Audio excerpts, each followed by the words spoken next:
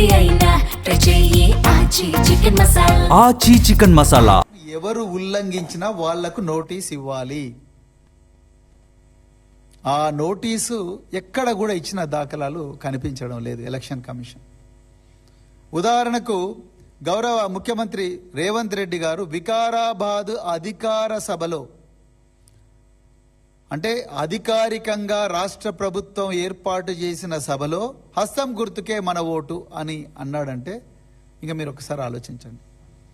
BRS party ఆధారాలతో సహా మా party general secretary Shri Ravula Chandrasekhar Reddy గారు ఇంకా చాలా మంది సీనియర్ నాయకులు స్టేట్ ఎలక్షన్ కమిషన్ దగ్గరికి పోయి వీడియో ఆధారాలతో సహా చూపించినా కూడా రేవంత్ రెడ్డి గారికి నోటీసు పోలేదు. మరి రాష్ట్ర ఎన్నికల కమిషన్ ఏం చేస్తుంది? ఇప్పుడు రేవంత్ రెడ్డి గారు ఏ విధంగా చేయమంటే ఆ విధంగా చేస్తున్నారా? మరి రాజ్యాంగం ఎందుకున్నది? ఒక ముఖ్యమంత్రి నేనే రాజు నేనే మంత్రి, ఇంకా 10 సంవత్సరాలు కాదు కదా 10 శతాబ్దాలు నేనే ముఖ్యమంత్రిగా ఉంటానని చెప్తున్న, డిక్లేర్ చేసుకుంటున్న వ్యక్తి ముందు రాజ్యాంగబద్ధమైన సంస్థలన్నీ ఇక నీరుగారినట్టేనా, అబాసు పాలనట్టేనా? మరి రాష్ట్ర ఎన్నికల సంఘం ఆలోచించాలి, అదేవిధంగా రాష్ట్ర ప్రజలు మేధావులు వీళ్ళందరూ కూడా ఆలోచించాలి. వారం రోజుల లోపల ఎలక్షన్ల తంతంతా కూడా ముగిచేసారు. క్యాండిడేట్స్కి ఎవరికి కూడా సరైన సమయం లేదు, పార్టీలకు వాళ్ళ క్యాండిడేట్లను ఎంపిక చేసుకునే సమయం కూడా లేదు. అంతా కలిపి వారం రోజులు కంప్లీట్ చేసిండ్రు. సరే అయిపోయింది. ఆ క్రమంలో కూడా బీఆర్ఎస్ పార్టీ నాయకులను, మరి కాంగ్రెస్ పార్టీకి చాలా క్లియర్గా తెలుసు, పంచాయతీ ఎన్నికల్లో ప్రజలందరూ కూడా బీఆర్ఎస్ పక్షాన నిలబడ్డారు. కాంగ్రెస్ పార్టీ ఎన్ని దౌర్జన్యాలు చేసినప్పటికీ కూడా దాదాపు 40% గ్రామ పంచాయతీలు బీఆర్ఎస్ ఖాతాలో చేరినాయి. ఇంకా మనకి మున్సిపల్ ఎలక్షన్లో కూడా మనకి ఇబ్బంది అవుతుందని అడుగునా కూడా పోలీస్ అధికారులను పెట్టి ప్రచారం చేయనివ్వలేదు. చాలా చోట్ల నామినేషన్ వేయడానికి వచ్చిన అభ్యర్థులను కూడా భయపెట్టించి వాళ్ళను నామినేషన్ వేయకుండా చేసిండ్రు. వన్ సైడ్గా కావాలని చూసిండ్రు. అదేవిధంగా ఏ పార్టీ ఎవరిని నామినేషన్ చేయాలనే దాన్ని కూడా పోలీసుల ద్వారా, అధికార యంత్రాంగం ద్వారా, స్థానిక ఎమ్మెల్యేల ద్వారా, రౌడీ షీటర్ల ద్వారా బలవంతంగా మరి ఈ ప్రక్రియలో ఇంటర్ఫియర్ అయినరు. అదేవిధంగా మరి ఎలక్షన్ల నాడైతే ఇంకా మామూలు గొడవలు కాదు, ఇంకా మీ అందరికి కూడా దేశం అంతా కూడా చూసింది, ఈ రాష్ట్రమే కాదు దేశం అంతా కూడా చూసింది ఎలక్షన్ల అప్పుడు ఏం గొడవలైనా. ఇక ఉదాహరణకు జగ్గారెడ్డి గారు, అక్కడ ధర్మపురి అరవింద్ నిజామాబాద్లో, ఈ సంగారెడ్డిలో జగ్గారెడ్డి గారు. ఈ జగ్గారెడ్డి గారు మీ అందరికి కూడా తెలుసు. నేను డీజీపీ గారికి కూడా బీఆర్ఎస్ పార్టీ బృందం ఒకటి పోయి డీజీపీ గారికి కూడా ఒక రిక్వెషన్ సబ్మిట్ చేసింది. జగ్గారెడ్డి గారు ఓపెన్గా 34వ వార్డులో పోయి రిజ్వానా అనే ఒక మహిళ 34వ వార్డు కాంగ్రెస్ పార్టీ అభ్యర్థిగా పోటీ చేస్తుంటే వాళ్ళ కొడుకు అడ్డు అనే ఒక వ్యక్తి అక్కడ అనఫీషియల్ గా ఉంటున్నాడు. ఒక అంగన్వాడీ టీచర్ను నీ సంగతి ఏందో చూస్తాను అని బెదిరిస్తూ శివకుమార్ యాదవ్ ఇంకా రకరకాల హోంగార్డ్స్, మహిళా ఇన్స్పెక్టర్లు పోయి ఆ అడ్డు అనే వ్యక్తిని నువ్వు అనాథరైజ్డ్ గా 100 మీటర్స్ లోపలికి వచ్చినవని పోలింగ్ స్టేషన్ నుంచి బయటికి పంపిస్తే అప్పుడు ఈ తురుంఖాన్ వచ్చాడు.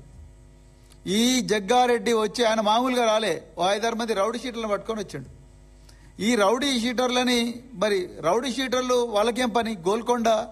గోల్కొండలో ఉండాల్సిన రౌడీ షీటర్లు, నార్సింగి పోలీస్ స్టేషన్లో రోజు రిపోర్ట్ చేయాల్సిన రౌడీ షీటర్లకు సంగారెడ్డిలో ఏం పని? అది కూడా TPCC working president ex MLA Jaggareddy గారు రౌడీ షీటర్లను తీసుకొని పోయిండు.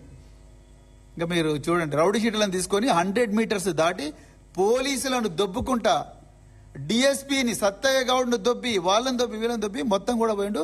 ఇక చివరికి పోలీసు వాళ్ళు ఒక దగ్గర ఆపిండ్రు. ఇక అక్కడి నుంచి ఆయన వీరంగం, నేను ఇక్కడ మీడియా ముందర మాట్లాడలేనిది అంత లైవ్ పోతున్నది, ఆయన కూడా చెప్పాలి కొన్ని విషయాలు. మీరు అమ్మ నాయనకు పుట్టినరా? 20,000 రూపాయలకు రెక్కాడితే డొక్కాడని కుటుంబాల నుంచి వచ్చి ఎన్నో దశాబ్దాలుగా నిస్వార్థంగా సేవ చేస్తున్న హోంగార్డులను బిడ్డా మీ సంగతి చూస్తా, మీరు అమ్మాయి వాళ్ళకు పుట్టిన వాళ్ళైతే మీరు చేయండి డ్యూటీ అని చెప్పడం. ఆ శివకుమార్ యాదవ్ అని presidents police medal for gallantry తీసుకున్న ఒక ఉత్తమ పోలీస్ అధికారిని, మాఫియా డాన్లను కూడా తుపాకులతో గాలిస్తే వాళ్ళ గుళ్లకు బెదరకుండా ఎదురు కాల్పులు జరుపుతూ హైదరాబాద్ నగరం నడిబొడ్డున వాళ్ళందరినీ కూడా పట్టుకొచ్చి పోలీస్ స్టేషన్లు వేస్తే భారత రాష్ట్రపతి ఈ శివకుమార్ యాదవ్కు గ్యాలంటరీ మెడల్ ఇచ్చింది. దేశంలో కేవలం 5,000 మందికి మాత్రమే, 5,000 నుంచి 6,000 మందికి మాత్రమే గ్యాలంటరీ మెడల్స్ వచ్చినాయి ఇప్పటి వరకు, స్వాతంత్రం వచ్చినట్టు ఇప్పటి వరకు. అలాంటి అత్యుత్తమమైన అధికారుల్లో ఒకడైన శివకుమార్ యాదవ్ను బిడ్డా నీ సంగతి చూస్తా, బీఆర్ఎస్ ఉచ్చదాగినవి 10 సంవత్సరాల నుండి బిడ్డా నీ సంగతి ఏందో చూస్తా అని అంత ఘోరంగా దుర్భాషలాడుతుంటే కనీసం పోలీసు వాళ్ళు అరెస్ట్ కూడా చేయలేదు. కనీసం అతన్ని ప్రివెంటివ్ అరెస్ట్ చేసి ఆ పెట్రోల్ వెహికల్లో పెడేసి ఆయన పోలీస్ స్టేషన్ తీసుకుపోయే ప్రయత్నం కూడా చేయలేదు. సార్ సార్ ప్లీజ్ సార్ అని కాళ్ళు పట్టుకొని ప్రాధేయపడుతున్నట్టుగా కనిపిస్తున్నది.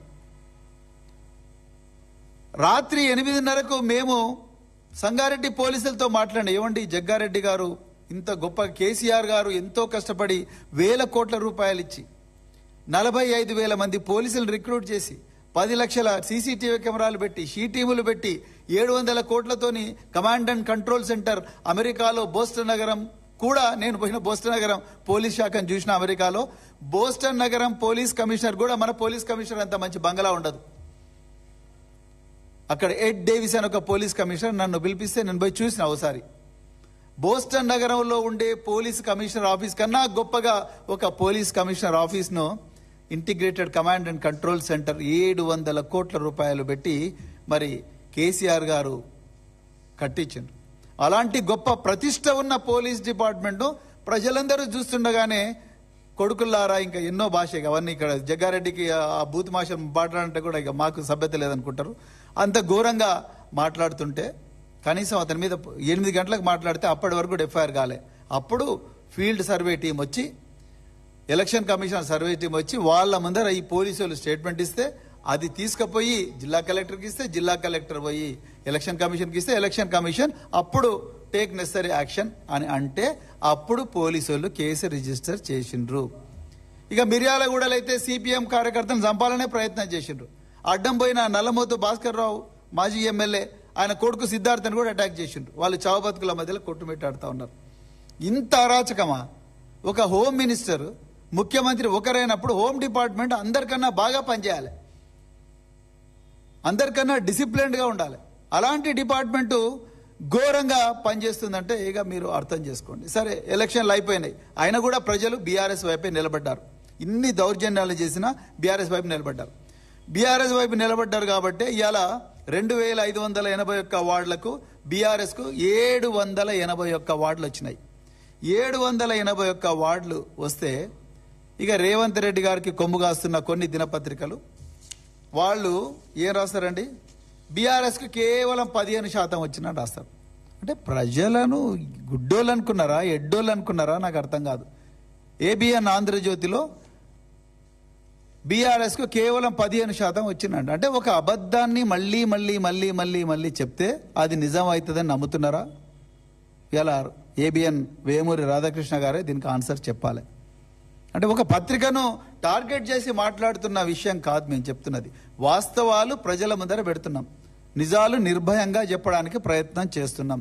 ఎందుకింత కసి? అసలు మరి ఆనాడు శ్రీశ్రీ ఏం చెప్పిండు, పెట్టుబడికి కట్టుకథకు పుట్టిన విషపుత్రికలు మన పత్రికలు అన్నాడు శ్రీశ్రీ. మరి దాన్ని నిజం చేస్తున్నారా రాధాకృష్ణ గారు? మీరు ఎందుకింత విషం చిమ్ముతున్నారు? మీరు లెక్కలు కూడా సరిగా రాను ఎట్లా పెట్టుకున్నారు? మీరు ఎడిటోరియల్ బోర్డ్స్లా, బ్యూరోలలో ఎట్లా పెట్టుకున్నారు? కనీసం ఆ percentage 781 divided by 2581 multiplied by 100 కొడితే పర్సెంటేజ్ వస్తుంది కదా. అది కూడా చేయకుండా డైరెక్ట్గా పెట్టిండ్రు, పెట్టి 15% వచ్చిండ్రు. తర్వాత మరుసటి రోజు ఎలక్షన్ కమిషన్ మొత్తం కూడా పర్సెంటేజ్ ఇచ్చింది. మొత్తం కూడా పర్సెంటేజ్ చాలా క్లియర్గా ఎలక్షన్ కమిషన్ చెప్పింది. 32% మున్సిపాలిటీస్లో వచ్చింది, కార్పొరేషన్లో 29% వచ్చింది. టోటల్గా 29% బీఆర్ఎస్ పార్టీ తీసుకున్న చరిత్రలో ఏ అపోజిషన్ పార్టీ తీసుకున్నంత గొప్పగా 2 సంవత్సరాల్లోనే బీఆర్ఎస్ పార్టీ తీసుకున్నది. అది అందరికీ క్లియర్గా తెలుసు. మీరు నిజం చెప్పండి కదా. నిన్న ఎలక్షన్ కమిషన్ చెప్పిన తర్వాత అప్పుడు మళ్ళీ చేంజ్ చేసి పంపించిండ్రు ఆంధ్రజ్యోతి దినపత్రిక వాళ్ళు. అంటే నేను ఏం చెప్తున్నా అంటే, ముఖ్యమంత్రి గారు ఏవైతే కోరుకుంటున్నారో కొన్ని ఛానళ్ళు, కొన్ని పత్రికలు అదే విధంగా ప్రజలను తప్పుదోవ పట్టిస్తున్నాయి. అది ఇప్పటి నుంచే కాదు, మొదటి నుంచి జరుగుతుంది. ఫార్ములా ఈ కేసు ఇప్పుడు మొత్తం కూడా ప్రజలందరూ కూడా మున్సిపల్ ఎలక్షన్ గురించి మాట్లాడుతుంటే సడన్ గా ఫార్ములా ఈ కేసు గురించి మళ్ళా లీక్లు. అది లొట్టపీసు కేసు అని ఆల్రెడీ చెప్పడం జరిగింది, తుఫేల్ కేసు అని చెప్పడం జరిగింది. అంతా పారదర్శకంగానే జరిగింది, అంతా కూడా ప్రభుత్వ జీవోల ప్రకారమే జరిగింది. ప్రభుత్వ బ్యాంకుల ద్వారానే ప్రభుత్వ బ్యాంకుల ద్వారానే ప్రభుత్వ అకౌంట్ల ద్వారానే మొత్తం కూడా పోయింది. ఏది కూడా ఇక్కడ నిందితులు అనబడే వ్యక్తుల అకౌంట్లకు రాలేదు. ఆయన కూడా దాని మీద మళ్ళీ లీకులు, ట్యాపింగ్ జరిగేటప్పుడు మళ్ళీ లీకులు, ఈ విధంగా లీకులు ఇచ్చుకుంటూ ప్రజలను మళ్ళీ తప్పుదో పట్టించే ప్రయత్నం చేసినప్పటికీ కూడా తెలంగాణ ప్రజలు బీఆర్ఎస్ పార్టీ పక్షాననే నిలబడ్డారనేది ఈరోజు మున్సిపల్ ఎలక్షన్ల సందర్భంగా చాలా క్లియర్గా తెలిసింది. ఇంకా కొన్ని యూట్యూబ్ ఛానళ్ళు అయితే బీఆర్ఎస్ పార్టీకి 0 స్థానాలు వచ్చినాయని కూడా చెప్పిండ్రు. 0 స్థానాలు. మరి ఇంత ముఖ్యమంత్రి హోంమంత్రి ఒక్కరయ్యి మంత్రులందరికీ కూడా డబ్బుల మూటలు ఇచ్చి గ్రామీణ పట్టణ ప్రాంతాలకు జిల్లాలకు అందరికి పంపించి మీరు ఏం చేస్తారో తెలియదు, మీరు గెలిచి రావాలని ముఖ్యమంత్రి చెప్పినప్పటికీ కూడా కేవలం 51% వార్డులు మాత్రమే వీళ్ళు గెలుచుకున్నారు. కాంగ్రెస్ వాళ్ళు అధికారం ఇంకా మీ చేతుల్లో ఉంది. మీరు అధికారంలోకి వచ్చి కేవలం 2 సంవత్సరాలు అయింది, అయినా కూడా మీరు కేవలం 51% గెలుచుకున్నారు. దానికి మళ్ళీ రాహుల్ గాంధీ పైనుంచి కంగ్రాచ్యులేషన్స్ అని చెప్పడం, దానికి ఇంకా రకరకాల ఏమంటారు బాజా భజంకాలు నడుస్తూ ఉన్నాయి. సో అదే మీరు ఒకసారి చూస్తే 2020లో తెలంగాణ ప్రజలు కేసీఆర్ గారి వెనక నిలబడ్డానికి సజీవ సాక్ష్యం. ఆ రోజు బీఆర్ఎస్ పార్టీ 112 మున్సిపాలిటీని గెలుచుకున్నది, కాంగ్రెస్ కేవలం 9 మున్సిపాలిటీని గెలుచుకున్నది. ఆనాటికి ఈనాటికి ఎంత తేడా ఉందనేది మీకు చాలా క్లియర్గా అర్థమవుతున్నది. ఇంకా ఇదంతా అయిపోయిన తర్వాత హంగ్ వచ్చింది. 15-16 మున్సిపాలిటీస్ బీఆర్ఎస్ చేతుల్లో ఉన్నాయి, 36 మున్సిపాలిటీస్ హంగులో ఉన్నాయి. ఇప్పుడు అసలు డ్రామా మొదలైంది. 36 మున్సిపాలిటీస్ హంగులో ఉంటే ముఖ్యమంత్రి గారు ఏమి ఆదేశాలు ఇస్తున్నారు చూడండి. ముఖ్యమంత్రి అండ్ హోంమంత్రి ఏం ఆదేశాలు ఇస్తున్నారు, మీరు ఏమన్నా చేయండి, మీరు చేయాల్సిందంతా చేయండి, మొత్తం మీద హంగాన్ని మన వైపు రావాలంటున్నాడు. మీరు చేయాల్సిందంతా చేయండి అంటే జరుగుతున్నది ఏదో గ్రౌండ్లో ఇప్పుడు మీ అందరికి వివరించాలి.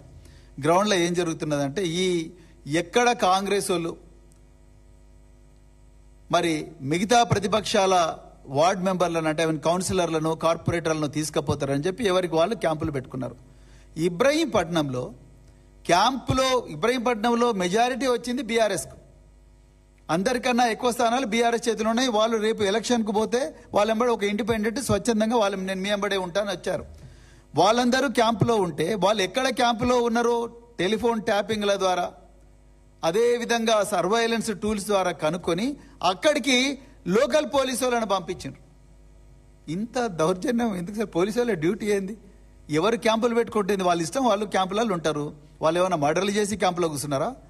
వాళ్ళు ఏమన్నా దొంగతనాలు చేసి క్యాంపులో కూర్చున్నారా? లేకపోతే మన సుల్తాన్ బజార్లో పట్టపగలే తుపాకీతో కాల్చి డబ్బులు ఎత్తుకపోయినారా వాళ్ళు ఏమన్నా? అక్కడికి 3 యూనిఫామ్లు ఉన్న పోలీసు వాళ్ళు వచ్చి ఏం జరుగుతుంది ఇక్కడ, ఏంది ఈ క్యాంపులు ఎవరెవరున్నారు అని రావడం. ఇంత మీకు కసి ఆరాటం, నాకు ఈ దుర్మార్గం దౌర్జన్యం. ఇంకా కొన్ని చోట్ల మఫ్టీలో ఉండే కానిస్టేబుల్లను కౌన్సిలర్ల రూపంలో కొన్ని క్యాంపులకు చొప్పించిండ్రు. అవసరమా? కొన్ని చోట్లయితే రోడ్డు మీద నుంచి ఎత్తుకొని పోయినరు. ఇంతకుముందు నేను బీఎస్పీ లీడర్లతో మాట్లాడినా. ఈ మెదక్లో, దాని తర్వాత మేడ్చల్లో ఆలియాబాద్ దగ్గర వాళ్ళిద్దరిని ఎత్తుకొని పోయినరు. అంటే ఏంది ఇది? ప్రజాస్వామ్యమా లేకపోతే ఇంకా అరాచకమా లేకపోతే రాజరికమా లేకపోతే ఏముంది ఇక్కడ? ఇదేమన్నా బనానా రిపబ్లికా? తెలంగాణ పోరాటాలు చేసి 1300 మంది అమరవీరులు మరి కేసీఆర్ గారి నాయకత్వంలో వీరోచిత పోరాటం చేసి తెచ్చుకున్న తెలంగాణలో ఇంత దుర్మార్గమా? ఎక్కడ పడితే అక్కడ కార్పొరేటర్లు ఇండిపెండెంట్లు ఉన్నా వేరే పార్టీలున్నా వెంటనే గుంజుకపోయి వస్తున్నాయంటే పోలీసు వాళ్ళని అడ్డం పెడుతున్నారు. ఎట్లా వీలవుతుంది ఇది ఏమన్నా న్యాయమా?